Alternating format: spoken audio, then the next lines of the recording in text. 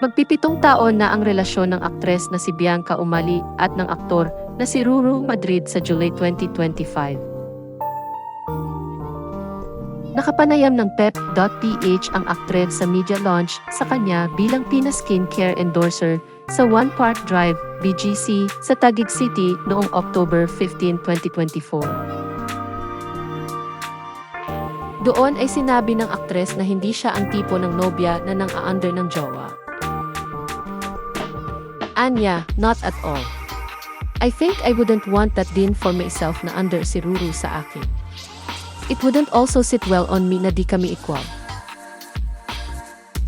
Ibinahagi rin ni Bianca ang isa sa biggest tips na natutunan nila ni Ruru tungkol sa relationship. Ayon sa kanya, kapag pinili ng tao ang mahal nito ay dapat laging handang ibaba ang pride nito. Sinabi rin ng aktres na bigayan sila ng kanyang jowa sa kanilang relasyon. Dagdag pa niya, malinaw sa kanila ni Ruru na sila'y opposite sa isa't isa. Siya ay isang introvert habang extrovert naman ang kanyang jowa. At siya ang utak ng relationship habang ang partner niya naman ang puso ng relationship. Anya, balance kami at malinaw sa amin yun. Whoever becomes dominant in the relationship, kung kaninong field yung sitwasyon, kung ang problemang ito kailangan ng utak, ako yun. Kung sa problemang ito kailangan ng pusong pagresolba, then si Ruru yun. At dahil sa July 2025 ang kanilang 7th anniversary, tinanong siya ng Pep.ph kung pamilyar siya sa tinatawag na 7-year itch. Sagot ng aktres, narinig niya na ang tungkol sa 7-year itch pero hindi siya naniniwala doon.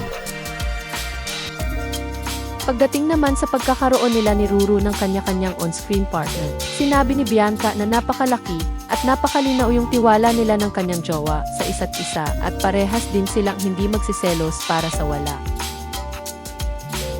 Inamin din ng aktres na hindi maiiwasan ang selos sa relasyon.